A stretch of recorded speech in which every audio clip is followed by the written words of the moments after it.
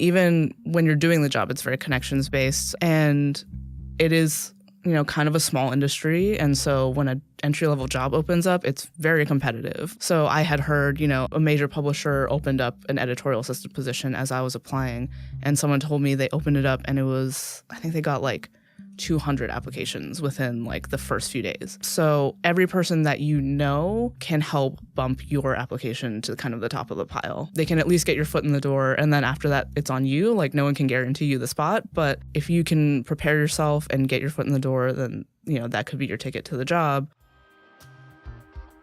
From the cubicle to the lab, the studio to the war room, climbing the corporate ladder, or joining a scrappy startup, experience a day in the life of the jobs you want. This is the Experience a Day in the Life podcast. We interview professionals, entrepreneurs, and recent grads about what a day is actually like on the job, hour by hour, or as we like to call it, their ADITL, spelled ADITL, which stands for A Day in the Life. This podcast will inspire you to gain experience beyond the classroom and launch a career of your own. We're your hosts, Chris DeBow and Matt Poe. Welcome to part 2 in the 2-part Publish Your Passion series. In part 1, we went through hour by hour a day in Amanda Shee's life as an associate editor at Scholastic. In this episode, we'll take you through Amanda's career journey so you know what skills and experience are necessary to land a job as an associate editor. Amanda's career journey is a testament to the importance of experience. She had multiple editorial internships and extracurriculars to set herself up for success after graduation. Let's learn how she did it so you can too.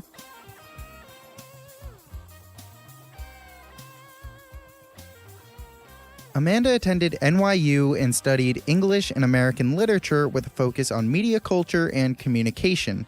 She ended up not pursuing journalism as originally planned. Again, I was a huge nerd, so I did a bunch of reading before I started at NYU, and a lot of the advice I'd seen was that journalism programs were not necessarily getting people prepared for what journalism was becoming, because this was really at the cusp of the big push into digital media. So I was like, well, I know that I'm interested in literature, so I'll just study English literature and then minor in media culture communications. It seems like it would give me the right basis. So with your major and areas of study that you focus on, is it normal to transition into a career of publishing? And was that your intent at the time?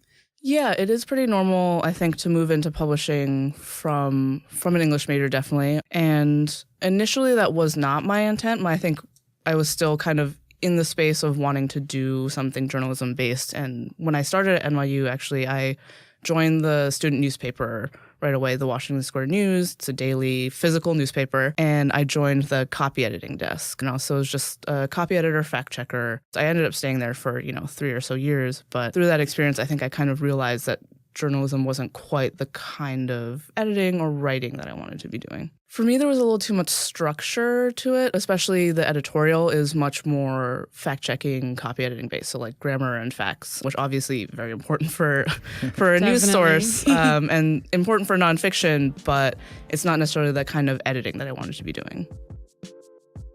What transferable skills specifically did you learn in this role that you kind of keep with you today? I think the biggest thing is probably just being able to roll with the punches and multitasking is a huge thing because, you can't control other people as much as you would like to.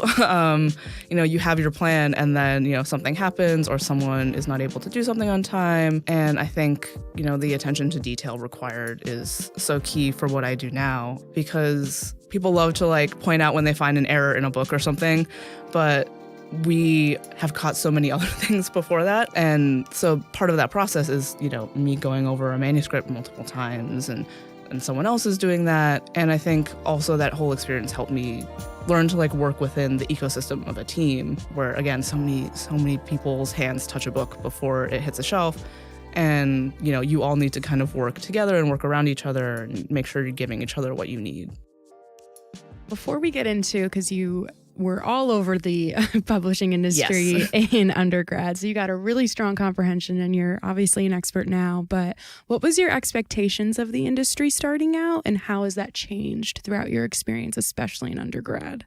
Yeah, I think starting out, I had a very basic view of what publishing is because I think, in pop culture in general, it's hard to find like information about what day-to-day publishing is actually like. So I went in not really knowing what to expect. And I think I went in with the same like grandiose ideas that everyone who really wants to go into publishing does. So you go in thinking, I'm going to work on a great American novel, like I'm going to only work on fiction, and it's, all of my books are going to be like award-winning, like New York Times bestselling, published like the next like Zadie Smith or whatever. And then, I got in and I realized like how much other work is involved in making a book besides just like editing it, and how many different kinds of publishing there are, and, all of them are equally valid. And yeah, it's a much wider world than I even realized.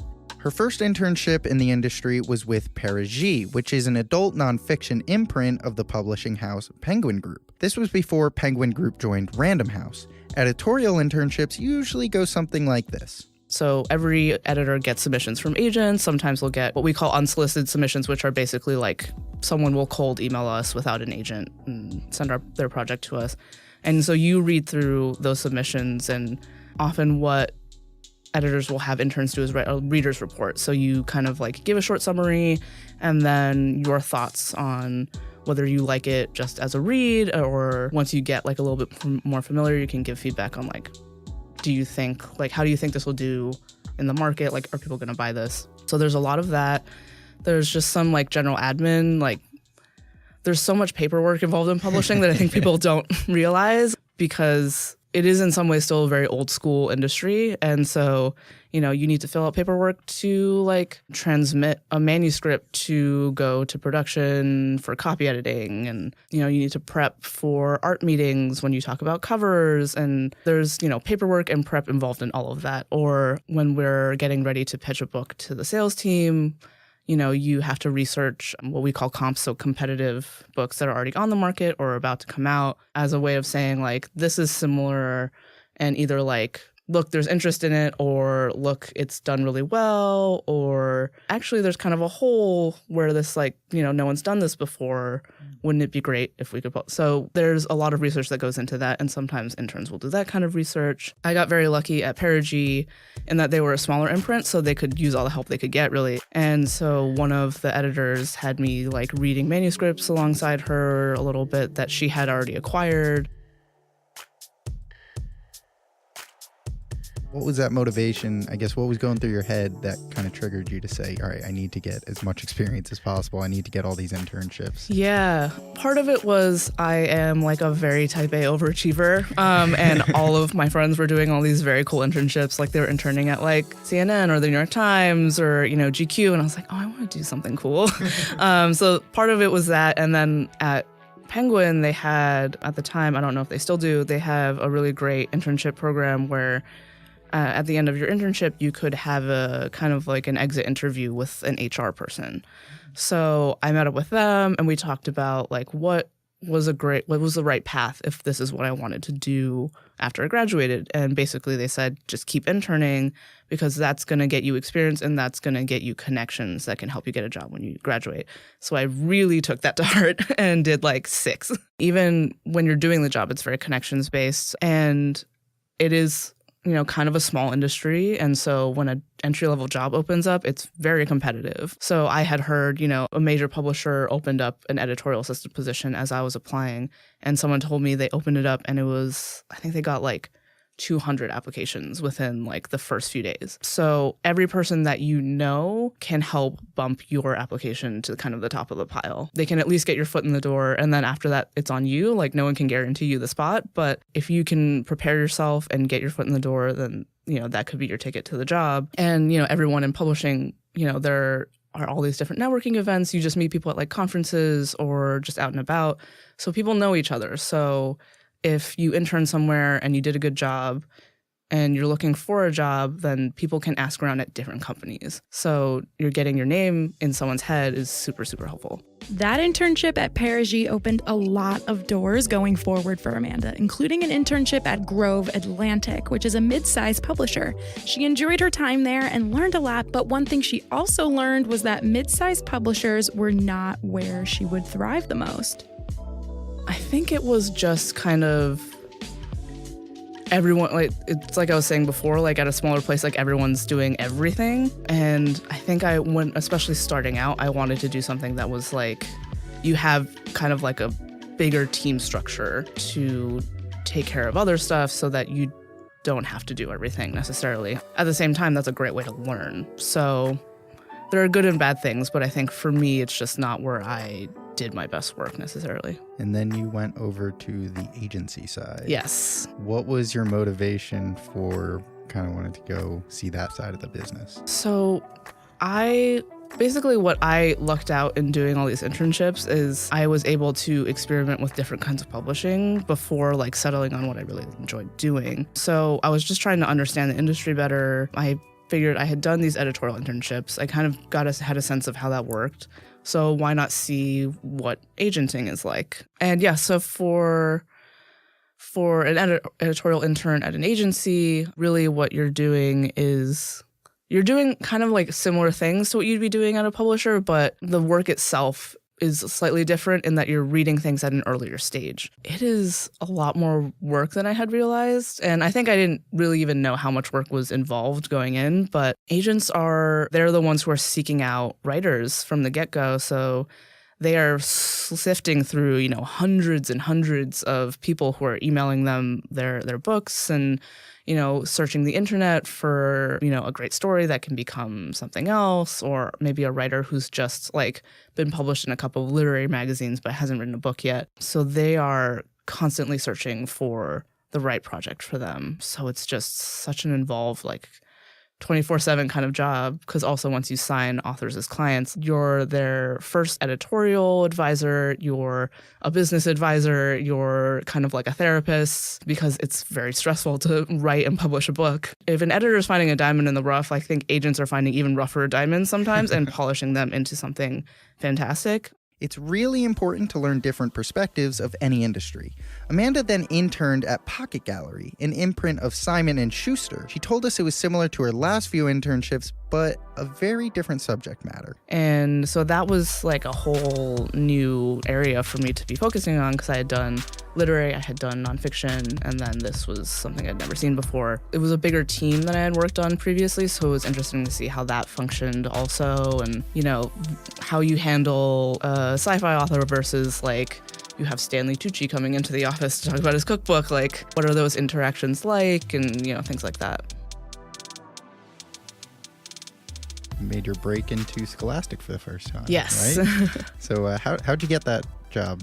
I think I just kind of found it and applied. Okay. So I worked in their production department, and that was, again, like me trying to find a different area of publishing to get familiar with. And so what they do, again, is what is called managing editorial in a lot of other companies. And as an intern, what I was mostly focused on was proofreading and doing some like light fact-checking type of stuff. So a book goes through so many different reads throughout the process.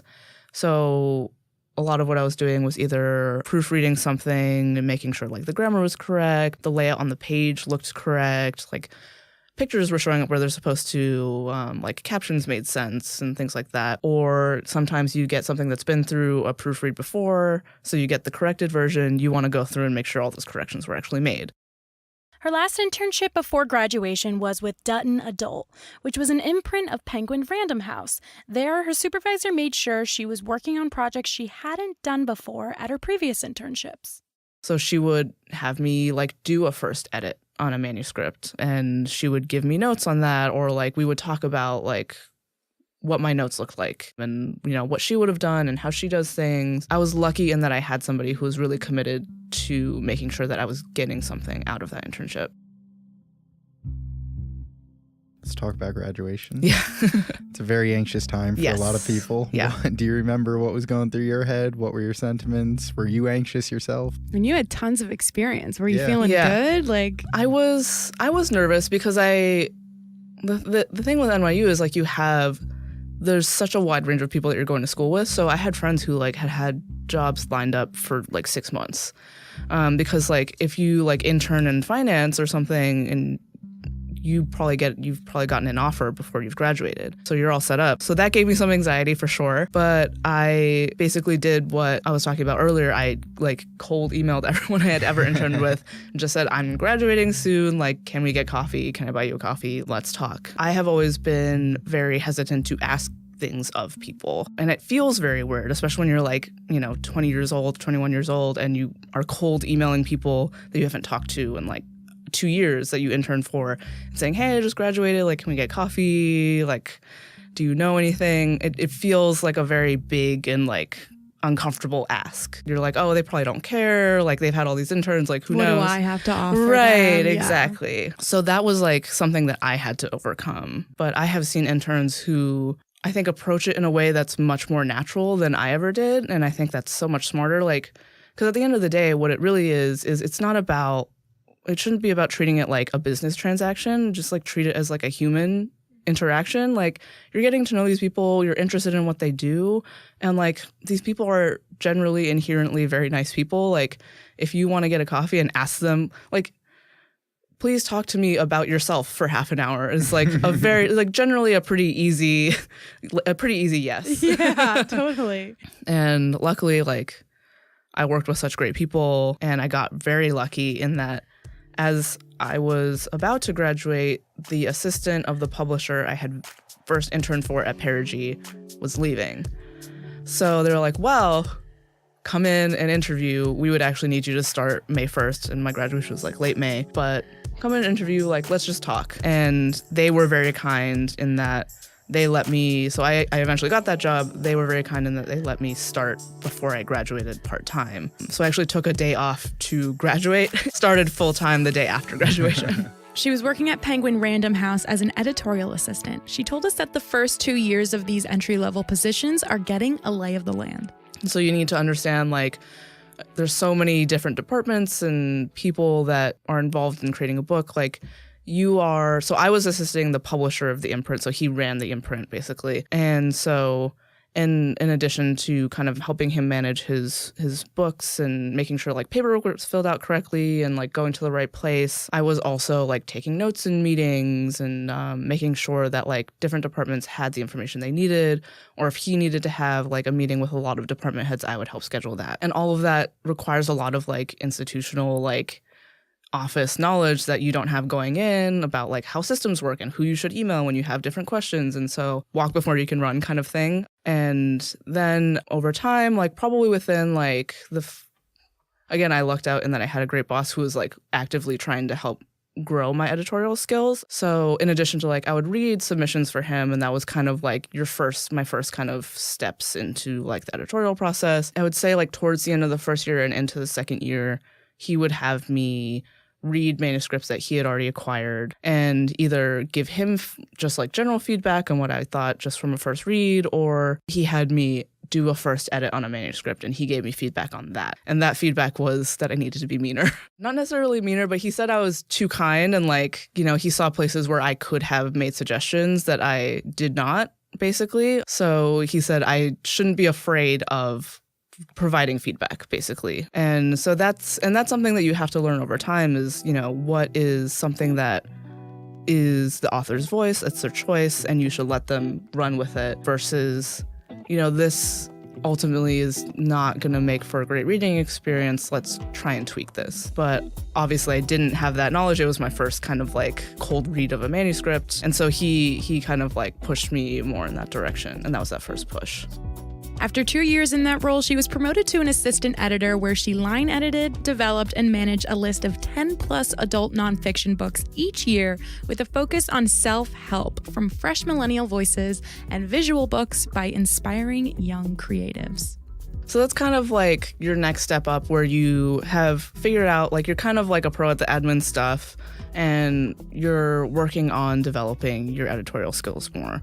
So you're kind of like prepping for that in your second year of being an editorial assistant.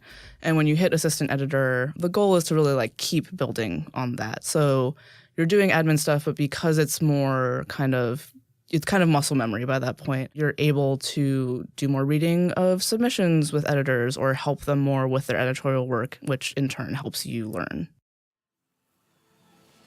Along with building her editorial skills in this role, Amanda was collaborating more with marketing, publicity, sales, design, art, managing editorial, and production departments to manage product budgets, timely publication schedules, and effective marketing campaigns.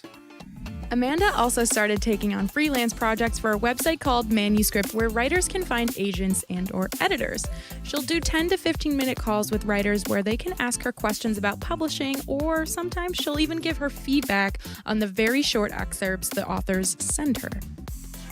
And then you transitioned into where you are now at Scholastic as an associate editor. Mm-hmm. Why did you want to pivot from adult to young adult, children? Yeah, I think part of me, I kind of started to outgrow the role I was in at Penguin, which I think is very common. Like, you're an assistant and you start doing more. And I think also as I was developing my own editorial taste, I realized my tastes were trending younger. You know, all the books that I was most excited about were people who were like closer to my age, people who were in their 20s writing for people who were like also in their 20s. And I also, I think, wanted to do a wider range of nonfiction, so narrative and memoir and stuff and history. And that's just not what our imprint did. And the job at Scholastic just kind of popped up as I was looking to make a change.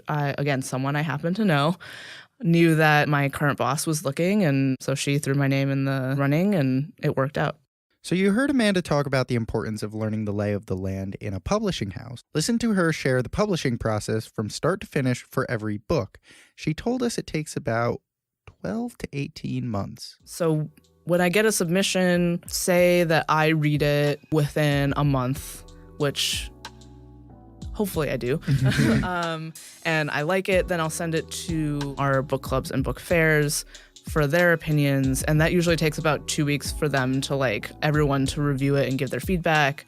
If they're on board, then I will run a profit and loss statement. So that's where we kind of figure out financially, is this something that we can feasibly do, just based on the cost of creating the book and all of that and what we're paying the author and things like that. And that gets reviewed by someone in our planning department. And then I prepare a memo for our acquisitions group, and those we submit about a week before an acquisitions meeting. And our acquisitions meetings are on Thursday morning, so I would submit that by Friday at noon, pretty much every week. And so that meeting is basically all the heads of sales and marketing and publicity. We have our head of finance in that room, as well as our president and my publisher. And you pitch the book to them, you ask if they have feedback, and sometimes they say, we haven't been able to sell books like this successfully, so maybe don't. Or, we really love this, but maybe adjust this number here or something like that. And other times they just say yes enthusiastically, and that's the best. And so by that point, it's been probably another month. And then we do contract negotiations. So I make an offer to the agent, they discuss with the author, we go back and forth. And usually this part is relatively quick. So that might be a few days or something. That goes to our contracts department, assuming everyone's in agreement. And while they're drafting the contract, the author starts working. And depending on where they are and how long the manuscript is, they could write for 6 more months and then deliver the manuscript. Sometimes it's shorter, sometimes it's longer. Will they already have the manuscript sometimes at this point? Sometimes, but not most of the time with nonfiction, because it's just a lot of work. Yeah, there's more research. They'll start doing that. And so say it's been we can say it's 6 months. So at that point, it's been 8 months. I get the manuscript, and then our editorial back and forth takes maybe 2 or 3 months. So now we're at 11 months. Finally goes to copy editing and all of that. And then that's where it becomes a little bit more fluid, depending on sometimes we decide to publish a book at a certain time because we think that it'll sell better at that time. So if you're doing something that's really illustrated that someone is probably going to want to give as a gift, then you might do that in the fall, in October, November, because that's around when people are going to start buying their gifts for Christmas and stuff like that. My hauntings book we're publishing in the summer because, our sales team was thinking, well, that would be great for creepy campfire stories kind of time. So it kind of varies, but generally my average time from like acquisition to publication is like between 12 and 18 months. So it takes a while. Throughout all of this experience, looking back over your career, 18-year-old self, what would you tell yourself? I think I would tell myself to be less afraid to ask questions. And I think the number one thing that I wish someone had told me was that, like, this doesn't have to be what you do forever, even though, like, I'm very happy to do it forever. For a long time, and I think it's very easy to fall into this, is, like, my job was, like, my identity. And it felt like if I even considered doing something else, that was, like, a failure. And that was, like, something I could not do. And I think especially now, and as I'm meeting people who've been in the industry forever or, like, even other industries, the people who have the most interesting experience and, like, the coolest jobs, they seem to have been open to trying things that did not necessarily seem like a linear step. You know, they took opportunities that were given to them because they were excited about them, and that was it. So for me, it was like I feel like changing into children's publishing even felt like a huge step and a huge change that I didn't think that was possible. And suddenly, like, I was given this opportunity and it happened. So it is about, like, not, you know, hemming yourself into, like, I have to do this forever. This is the only thing I'm ever going to do. And if I decide to do something else or decide to, like, change very slightly, then I, like, am not good enough or, like, I failed or something like that. That wraps up part 2 in the Publish Your Passion series. Huge thanks to Amanda Shee for sharing her wisdom throughout this Experience a Day in the Life series. If you haven't already, be sure to listen to part 1 in this series to experience a day in the life of an associate editor at Scholastic. So they say you can't get a job without experience, but need experience to get the job. But luckily, we have quite the experience. You can join our team and experience a day in the life of the jobs you want by applying to be a student editor. Regardless of your major or amount of experience, this is the perfect stepping stone into any internship or career. Find more info and sign up at xadiddle.com/students. That's xaditl.com/students. Thanks for listening. Head over to xadiddle.com. That's xaditl.com. There you can find the show notes for this series and more A Day in the Life articles. And you can get to know us and our guests more by joining our communities on social media. Follow at xadiddle on Instagram and on LinkedIn by searching for Krista Bowe and Matt with 1T Poe. If you learned something in this episode, please take some time to help our mission by leaving a positive rating and review of the show. Each week, we bring you a new interview series with guests from different jobs and different industries. In each series, we'll live a specific day in the life, hour by hour, and experience their career journey. So don't forget to subscribe.